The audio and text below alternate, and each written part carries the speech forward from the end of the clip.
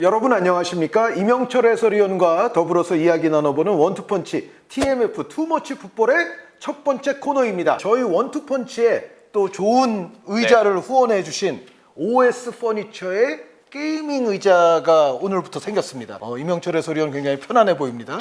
이게 만끽하고 있는데요. 굉장히 마음에 드네요. 네, OS 퍼니처 여러분들께 또 감사 인사를 드리겠고요. 저희 원투펀치 고정 댓글에 보시면은 이 제품에 대한 또 링크가 들어가 있으니까요. 또 필요하신 분은 그 제품에 대한 링크를 많이 참고해 주셨으면 감사하겠습니다. 어쨌든 이명철 해설위원과 더불어서 오늘 이제 이야기 나눠볼 주제는 역시 유로인데 네. 요 점도 제가 반드시 양해는 부탁을 드려야 될 것 같아요. 그러니까 우리가 항상 월요일에 만나는데 격주 월요일마다 만나는데 그러니까 오늘 독일이 이제 1위로서 스위스와 극적인 무승부를 거두고 올라간 그 경기까지 저희는 봤어요. 그러니까 문제는 이제 그 이후 경기들을 못 봤는데 그 이후 경기들을 못 본 상태에서도 어쨌든 이명철 해설위원님과 더불어서 유로 얘기를 해야 된다는 거. 요거는 앞으로도 이런 일은 좀 계속될 가능성이 높아서 지금 대회가 한창 진행 중이라. 그러니까요. 네, 대회는 어쩔 수 맨날 없죠. 하는데 네. 저희는 그 맨날을 좀 못 따라가요. 그렇죠, 사실은. 그렇죠. 네. 그래서 그 릴리스 시점이 또 좀 늦어지는 거에 관해서는 여러분들의 정말 깊은 양해를 저희가 진심으로 구하는 바이고요. 어쨌든 오늘 이명철 해설위원과 더불어서 이야기 나눠볼 주제는 역시 가장 메이저 국가대항전을 하면 이 팀은 뭐 잘해도 말이 많고 못해도 말이 많고 가장 화제의 팀이면 네. 틀림이 없어요. 인기는 많아요. 확실히. 네. 네. 그게 또 이제 축구 종가라서 더 그런 면도 있죠, 사실은. 네, 기대도 일단 높고 네. 항상 높죠. 자, 그래서 오늘 이야기 나눠볼 팀은 잉글랜드입니다. 네. 잉글랜드인데 첫 경기, 두 번째 경기까지 저희는 봤고 수요일 새벽 4시에 벌어질 슬로베니아전은 보지 못했어요. 그렇죠. 근데 지금 2라운드까지만 진행된 상황에서도 뭐 잉글랜드 내외의 여러 평론가들이 정말 여러 칼럼, 영상 등을 통해서 부지 기수를 지금 잉글랜드를 까고 있거든요. 엄청 비판하고 있고 그래서 뭐 라이스나 케인도 인터뷰를 했죠. 지금은 대회 진행 중이기 때문에 좀 긍정적인 분위기를 이어갈 수 있게 좀 같이 협조해달라. 좀 참아달라. 네, 부탁을 좀 했더라고요. 네, 또. 지금은 뭐 응원이 필요하고 그냥 지켜보는 게 필요하지. 지금 뭐 그렇게 말씀을 많이 한다고 해서 팀에 뭐 도움이 되지 않는다. 이런 취지의 이야기들을 잉글랜드 선수들도 할 정도로 지금 뭐 신문, 방송, 영상, 칼럼 할 것 없이 잉글랜드에 대한 비판은 굉장히 많이 나오고 있습니다. 그래서 저희는 어쨌든 여기서 이명철 해설위원님의 또 개인적으로 또 정리되고 분석된 생각을 이제 들어보고자 하는데 일단 임 위원님이 보셨을 때 잉글랜드 현재 문제점 일단 일별을 한다면 어떠한 제목을 좀 붙여서 일별을 하시겠어요? 네, 하나하나 좀 지적을 할 텐데 일단 1, 2, 3을 하기 앞서서 0번 먼저 하겠습니다. 0번이 있어요? 네, 0번은 그냥 개인적인 감정에 따른 평가. 내용보다도 일단 깊게 들어가기 전에 그냥 딱 직관적인 느낌. 재미가 없습니다. 근데 너무 심합니다. 근데 사실 이 말만큼 뭔가 직접적으로 와닿는 표현은 없는 것 같아요. 진짜 경기의 재미가 떨어집니다. 재미 엄청나게 있으리라는 생각은 좀 안 했어야 되지 않나요? 사실 그게 맞죠. 제가 예전부터 말씀드렸잖아요. 네. 잉글랜드 현대 축구 역사에서 이 정도면은 엄청나게 조화로운 멤버다. 정말 멤버가 좋죠. 그러니까 여러 가지 재능을 좀 다양하게 갖고 있는 선수들이 잘 버무려져 있는 팀이 지금 잉글랜드다. 예전 잉글랜드들은 그렇지 못했던 시절이 많았다. 뭐 제가 항상 하는 얘기 아닙니까? 그런데 다양한 재능의 선수들이 팀적으로 상당히 요소에 잘 포진이 돼 있다 하더라도 저는 근데 왠지 그렇다고 엄청 재밌을 것이냐라고 묻는다면은 그렇게 생각까지는 안 했거든요. 기본적으로 수장의 어떤 전술적인 컨셉 자체가 마인드도 그렇고 그렇게 재밌는 마인드가 아니기 때문에 그렇게까지 재밌지는 않을 거라는 생각은 했지만 근데 임 의원님께서 이렇게 말씀하시는 걸 보면 생각보다도 더 재미없다. 맞습니다. 그보다도 심한 거예요. 저는 이제 입중계를 통해서 잉글랜드 경기를 함께 하고 있거든요. 계속 함께 해왔어요? 해왔습니다. 물론 제가 안 들어간 경기도 있지만 그럴 땐 중계로 봤는데 스케줄이 잡힐 때 꺼려질 정도로 잉글랜드의 일정은 좀 제가 가야 되는 게 맞지만 참 힘듭니다. 자, 그럼 0번이 무지 재미가 없다. 네.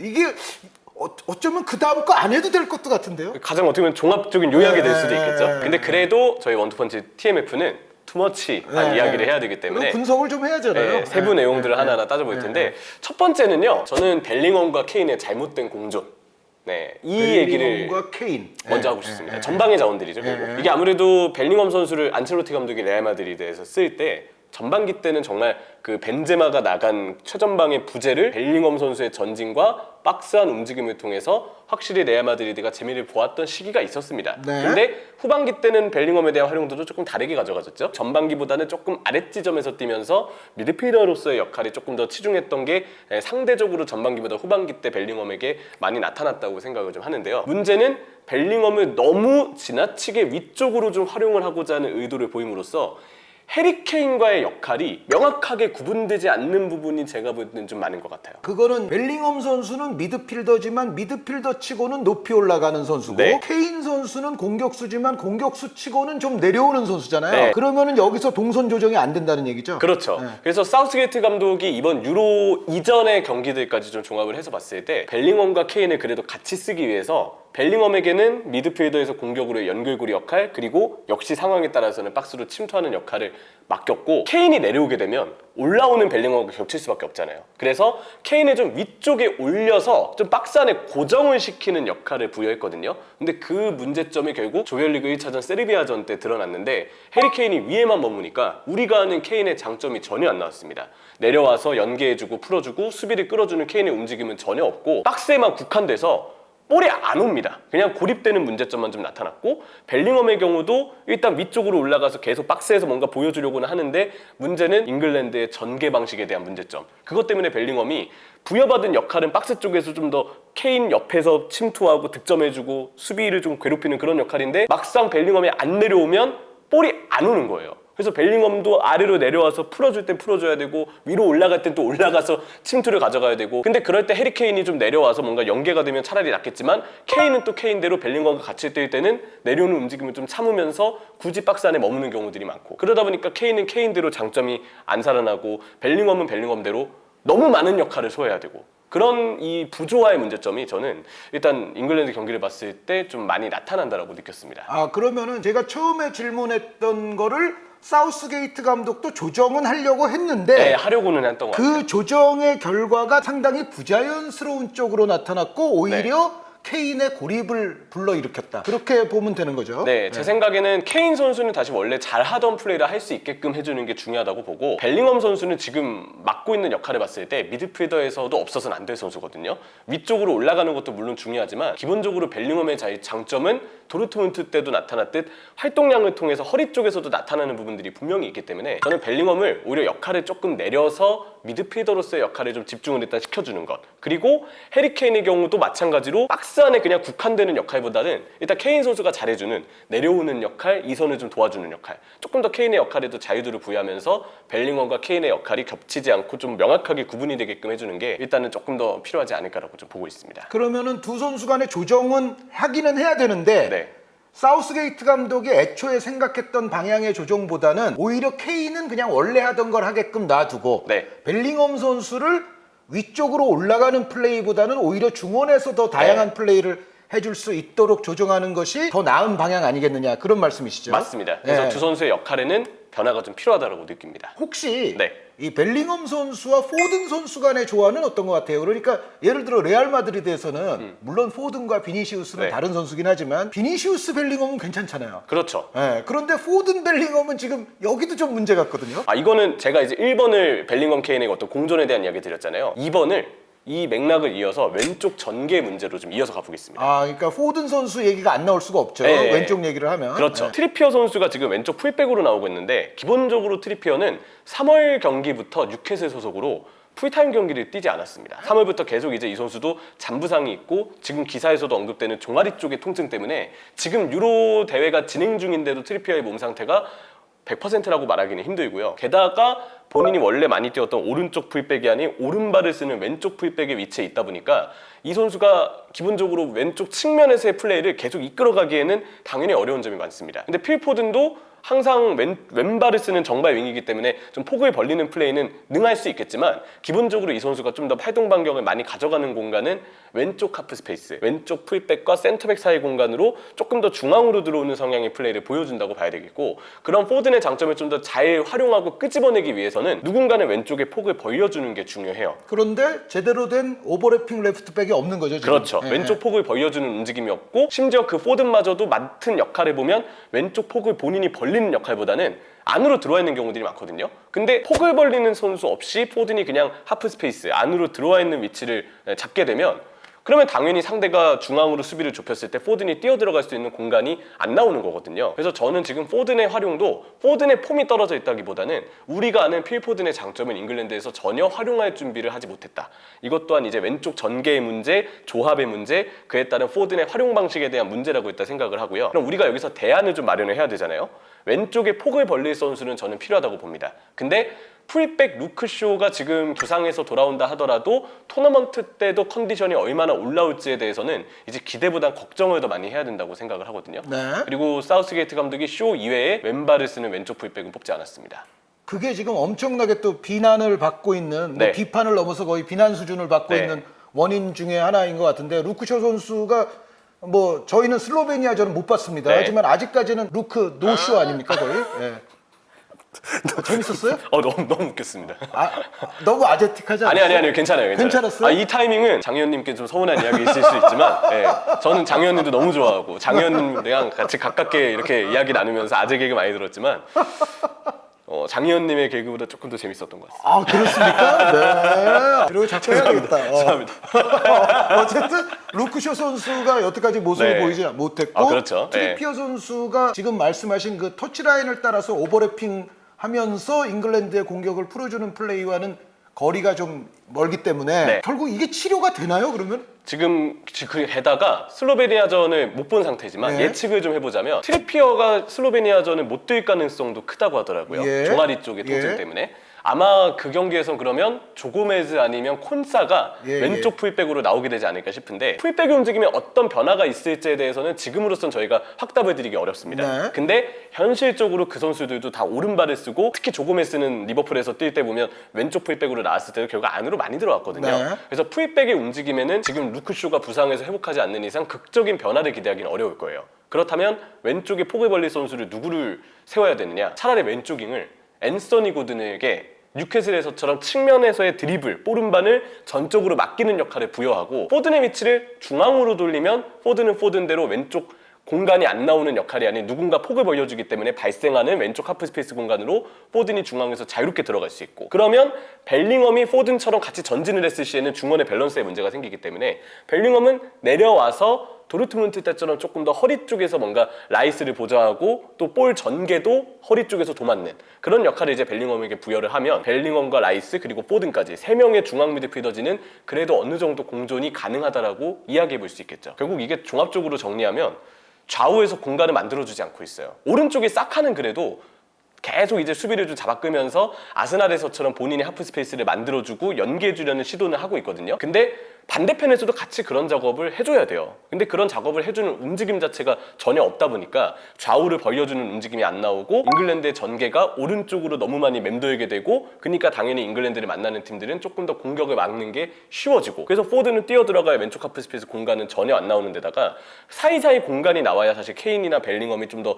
관여할 수 있는 부분들도 많아지는 건데, 그 두 선수에게도 공이 안 오거나 아니면 뭔가 뛰어들 수 있는 공간이 안 나오는 이유는 전적으로 왼쪽과 오른쪽에 폭을 벌리는 움직임, 공간을 만들어주고 활용해주는 움직임이 부족하기 때문이라고 이야기할 수 있겠죠. 제가 본 또 잉글랜드 쪽에 몇 칼럼에서 왜 안소니 고든 모습은 보이지 않는가. 네. 지난 시즌에 또 폼도 좋았던 선수 아닙니까? 결국은 지금 얘기를 이렇게 계속 진전시켜 보면 네. 누군가 중앙 미드필더가 한 명 빠지고 포든을 그쪽으로 옮기고, 네. 고든 같은 선수가 결국 측면에 출격을 해야 되는 거 아니냐. 그러면은 중앙 미드필더 가운데 결국 빠져야 할 선수는 네. 그 리버풀 선수죠. 아놀드죠. 네. 근데 아놀드가 지금 컨디션이 썩 좋지는 않아 보이는 게 사실입니다. 네.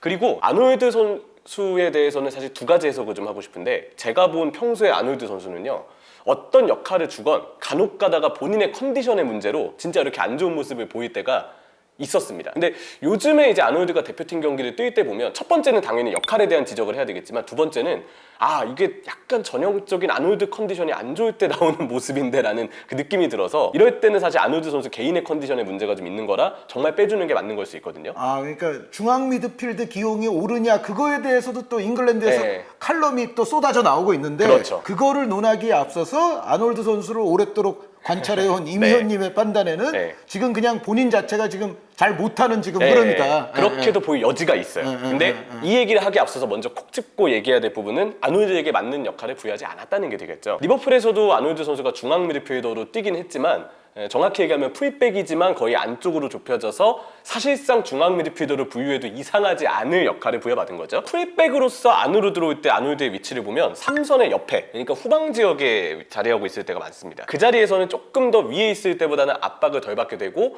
볼을 받고 앞을 바라보는 상황에서 전개해줄 힘을 쓸 때가 많죠. 근데 사우스게이트 감독의 잉글랜드에서 지금 아놀드 선수가 뛸 때 보면 오른쪽 중앙 미드필더로 나와 있는데 계속 사카가 폭을 벌리는 그 오른쪽 하프 스페이스 공간으로 볼을 받으려고 본인이 뛰어 들어가고 있어요. 근데 아놀드 선수는 사실 그렇게 위쪽으로 침투해서 볼을 받는데 특화가 돼 있는 자원이라기보다는 아래쪽에서 3선을 도와주면서 본인이 좀 창의적으로 킥을 통해 전개하는 것에 장점이 좀 있거든요. 오히려 위쪽으로 올라가기보다는 안으로 좁혀져서 후방에서 좀 더 볼 전개나 어떤 역할을 좀 도맡아야 되는데 역할 자체가 사실 아놀드 선수가 기존에 뛰었던 것과는 굉장히 다른 역할을 지금 부여받은 거죠. 종합적으로 정리하면 지금 아놀드 선수는 이 팀에서 극적으로 뭔가 기량 어떤 내용적인 면에서 반전을 일으키기에는 확률상 높지 않은 것 같아요. 지금 같은 상황이라면 어쨌든 결과를 내는 게 잉글랜드는 중요하기 때문에 아놀드를 일단 좀 빼고 가는 것도 생각해 봐야 될 흐름이다 라고 좀 정리해 볼 수 있겠죠. 아놀드 선수 뭐 모든 면을 종합해서 봤을 때 지금 빠지면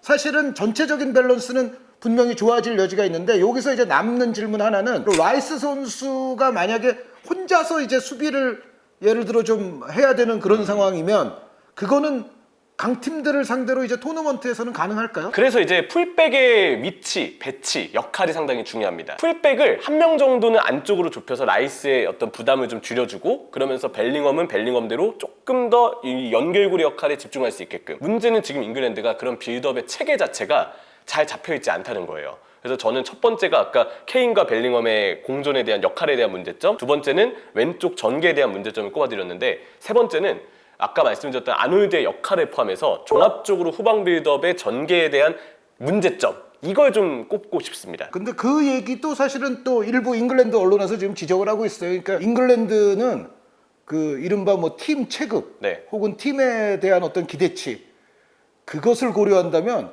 정말 너무도 형편없이 후방으로부터의 빌드업을 잘 못하고 있다. 그런 지금 비판이 많거든요. 그렇죠. 근데 저는 아무래도 쇼가 지금 극적으로 몸 상태를 회복하기는 쉬운 상황이 아닌 것으로 보이기 때문에 그러면 왼쪽 풀백은 어쩔 수 없이 좀 더 안으로 들어오는 역할을 강제적으로라도 지금 줄 수밖에 없거든요. 그러면 라이스 옆에 차라리 왼쪽 풀백을 좀 좁히는 형태로 쓰고 저는 아놀드 선수가 제 개인적인 생각으로는 이번 잉글랜드 대표팀에서는 오른쪽 풀백으로 기회를 받는 게 낫다라고 항상 좀 생각을 했거든요. 그리고 만약에 마이누 선수가 정말 내부적으로 좋은 평가를 받고 있다면 미드필더 한 자리를 마이누에게 주고 포드는 뭐 왼쪽 윙으로 두면서 그럴 때 왼쪽 풀백이 만약에 쇼가 된다면 너무 좋겠죠. 근데 이거는 제가 볼 때 쇼가 좀 돌아와야 좀 가능한 옵션으로 보여서 제가 생각했던 것만큼 마이누 선수가 뭔가 대회에서 중용받기에는 지금 왼쪽 풀백의 문제가 해결되지 않는 상황에서는 쉽지는 않은 것 같아요. 근데 재능 자체는 마이누 선수가 중앙 3미들에 들어가면은 굉장히 조화면에서는 저는 좋을 것 같은 느낌은 있거든요. 그렇죠. 근데 포든 선수를 아예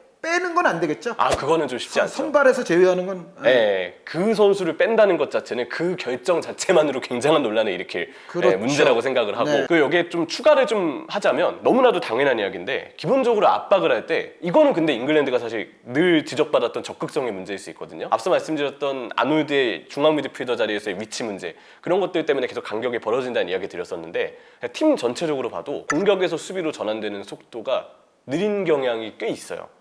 그 사실 근데 선수들의 활동량이 라이스도 있고 벨링엄도 있는데 이 선수들 활동량이 절대 모자른 팀이 아니거든요. 그런데도 팀적인 전환 속도에 문제점이 있다는 것은 분명 이거는 뭔가 감독의 지시사항이나 어떤 전환에 대한 훈련에 있어서 문제가 좀 있는 것이다. 잉글랜드는 그런 부분에 있어서 각자의 선수들이 왜 소속팀에서보다 개인의 어떤 퍼포먼스가 떨어져 있는지는 분명 좀 평가를 해봐야 되고 특히 팀에서의 그런 선수들의 적극성이 잘 안 보이는 부분에 있어서는 대회 진행 중인데도 불구하고 이 부분만큼은 분명 시급하게 고쳐야 한다. 잉글랜드 언론에서 또 얘기하는 질문 중에 하나 이거 있습니다.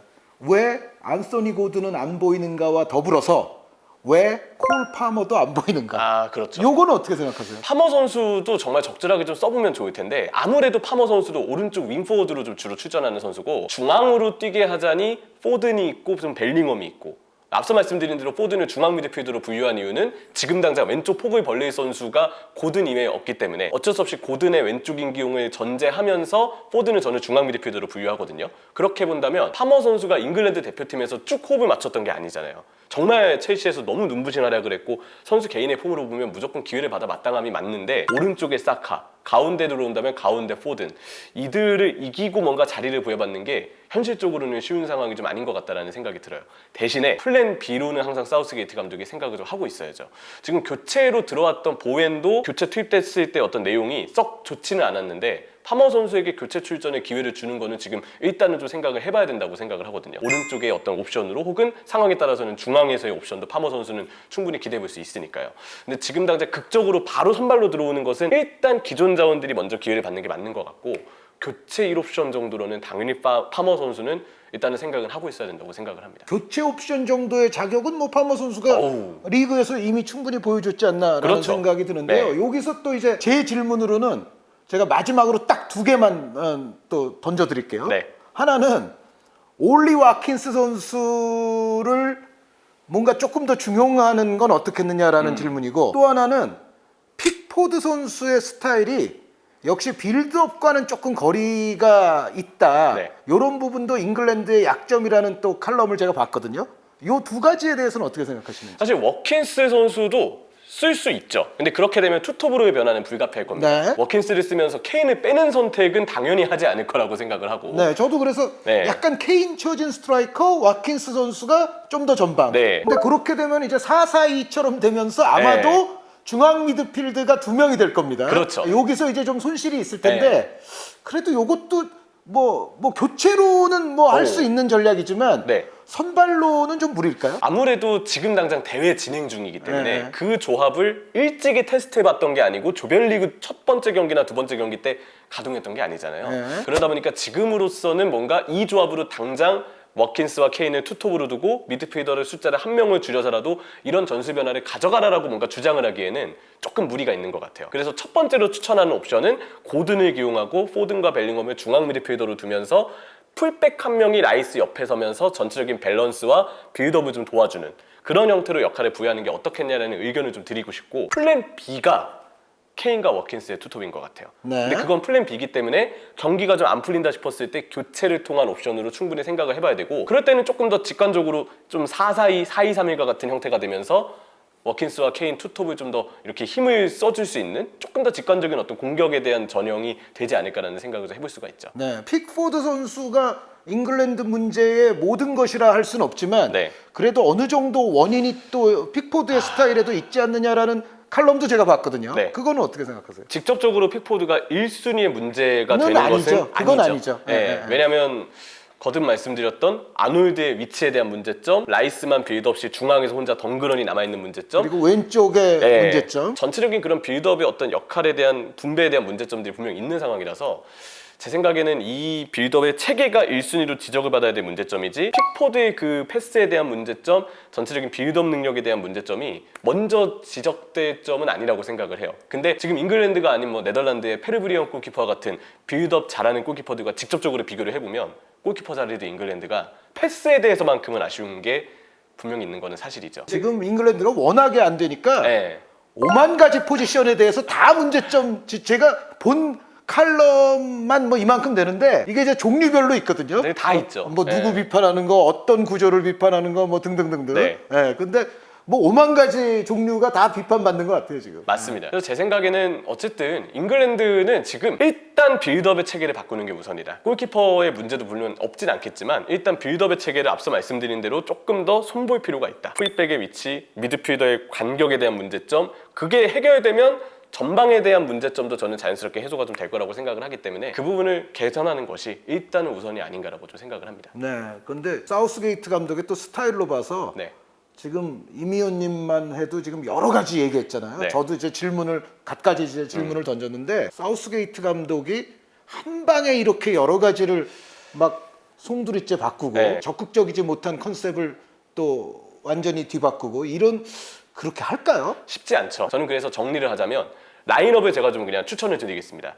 최전방 케인, 그리고 왼쪽에 고든, 가운데는 벨링엄과 포든을 중앙 미드필더로 배치하고 거기서는 벨링엄이 약간 좀 내려오는 역할. 오른쪽에는 일단 사카 선수 폼이 좋기 때문에 사카, 그리고 교체 1옵션으로 파머를 꼭 생각했으면 좋겠다라는 입장을 좀 전하고 싶고, 수비형 미드필더는 라이스, 그리고 왼쪽 풀백은 쇼가 지금 아무래도 몸 상태가 쉽지 않아 보이기 때문에 일단 트리피어, 그리고 트리피어가 안 된다면 고메즈, 그리고 센터백은 뭐 그대로 가야죠. 게이와 스톤스, 오른쪽 풀백은 일단은 워커인데 혹시 아놀드를 조금 더 잘 쓸 자신이 있다면 아놀드를 풀백에 배치할 것, 그리고 골키퍼는 픽포드. 네, 이렇게 일단 플랜 A를 좀 추천을 드리고, 왜냐면 이게 기존의 이 스타일과 너무 큰 변화를 주지 않으면서 어느 정도 필요한 부분에 딱딱딱 변화가 일어난 부분이라고 생각을 하거든요. 그래서 일단 이 변화를 먼저 추천드리고, 두 번째 플랜 B는 워킨스와 케인의 투톱. 이게 분명 경기 분위기를 바꾸는 데 있어서는 도움을 줄 수 있기 때문에 이것 또한 교체를 통한 옵션은 들어갈 필요가 있다 라는 이야기를 좀 드리고 싶고요. 그리고 제가 예상하는 추후 잉글랜드의 시나리오는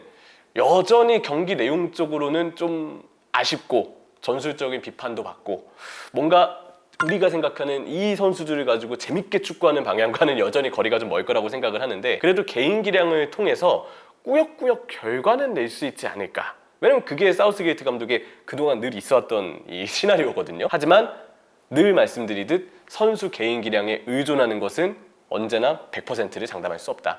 불확실성이 많은 팀이 현재 유로에서의 잉글랜드다라고 뭐 정리해 볼 수 있을 것 같습니다. 항상 그래서 저는 사우스게이트 감독이 조금 뭔가 팬들도 이제는 좀 지쳐 있는 것 같아요. 왜냐하면 계속해서 어쨌든 축구는 저희가 재미를 느끼기 위해서 보는 건데, 항상 뭔가 그런 기대치에는 부응하지 않는 방향성과 아쉬움을 많이 남겼기 때문에 이번에 결과가 어떻든 사우스게이트 감독에 대한 평가가 아마 이전 대회들만큼 우승과 같은 엄청 극적인 결과가 아니라면 좋지는 않을 것 같다라는 게 제 결론이에요. 아마 잉글랜드도 이후에는 좀 변화기가 있을 것이고, 조금 더 재미를 추구할 수 있는 그런 감독, 지금보단 조금 더 선수들의 장점을 잘 도출해 줄 수 있는 감독, 재미보다도 일단 그게 우선 아니겠습니까? 그런 부분을 좀 더 팬들도 바라고 뭐 팀으로서도 그런 변화가 좀 필요하지 않을까라고 좀 보고 있죠. 그렇게 말씀하시니까 딱 하나만 물어볼게요. 네. 준우승에도 못 참습니까? 준우승에도 저는 못 참을 거라고 봅니다. 예, 2대회 연속 준우승이라면 그것도 물론 결승에 오른 것 자체로 대단한 성과이긴 하지만 이번 준우승은 조금 비판의 여론이 있을 거라고 생각을 해요. 지난번 준우승은 뭐 그렇다 치더라도 근데 또 이 피터님 말씀을 들어보니까, 왜냐면 저는 항상 우리가 이야기하는 것과 현지 팬의 이야기는 항상 또 느낌이 다르겠죠? 느낌이 다르고, 우리가 이야기하는 것은 항상 그래도 현지 팬의 의견을 최대한 존중하고 그들의 말이 맞다라고 저는 좀 얘기하는 편이거든요. 내부적으로는 피터님도 그 말씀을 하셨지만 잉글랜드에서 어쨌든 이전에 너무 결과를 못 내왔던 감독들만 질비했기 때문에, 아니 그러니까 그 준우승 뭐 그러지만 결승도 못 갔잖아요. 그렇죠. 예전에는. 그리고 사우스게이트 감독이 내부 결속을 그래도 선수들에게 좀 시켰다. 그래서 내부 결속 그리고 결과를 내왔다는 점에서는 그 결과 자체를 최대한 존중하는 시선도 있는 것 같더라고요. 현지 팬들이 또 그렇게 바라본다면 전 그 의견을 또 존중하는 바입니다. 저도 잉글랜드를 저는 뭐 한 80년 언저리부터 잉글랜드를 봤지만 제가 항상 얘기하는 게 케빈 키건, 브라이언 롭슨, 존 반스 저는 다 봤다고 얘기하잖아요. 그런데 그 잉글랜드가 결승에 올랐던 것만으로도 분명히 좀 칭찬받을 요소가 없는 건 아니라고 생각을 해요. 왜냐하면 그 고지도 사실은 밟아보지 못했던 게 잉글랜드였기 때문에. 유로 첫 번째 결승이 지난 대회였으니까요. 근데 오죽 현지인들 정말 수십 년을 결승 구경도 못해 봤는데 그래도 사우스게이트는 결승을 갔어. 요거는 어느 정도 평가는 저는 해줄 거라고 저도 생각을 합니다. 그렇죠. 네, 이명철 해설위원과 더불어 이야기 나눠본 TMF 원투펀치 투머치 풋볼의 첫 번째 코너는 잉글랜드 어떠한 문제점이 있으며 그것에 대한 이명철 위원의 해결책, 최선의 그래도 해결책은 무엇일까? 이것에 대해서 들어봤고, 이런 것을 어느 정도 해결했을 때 그래도 잉글랜드가 어디까지 갈 수 있을까? 저와 이명철 해설위원은 그래도 좀 높은 데까지 가지 않을까? 우승이라고까지는 말 못하겠는데 그거는 쉽지 않죠. 지금까지 하는 걸 봤을 때는 더 좋은 폼을 보여주는 팀들이 있으니까요. 그리고 중간에 또 그런 팀들을 만날 가능성이 있고, 아직까지는 이제 대지는 조금 더 지켜봐야 되기는 하겠습니다만, 어쨌든 그 잉글랜드에 관한 이명철 해설위원의 지금 2라운드까지 본 상황에서의 분석을 들어봤습니다. 저희는 또 유로에 관한 다른 재미있는 주제를 가지고서 임 의원님과 더불어 두 번째 코너로 넘어가 보도록 하겠습니다.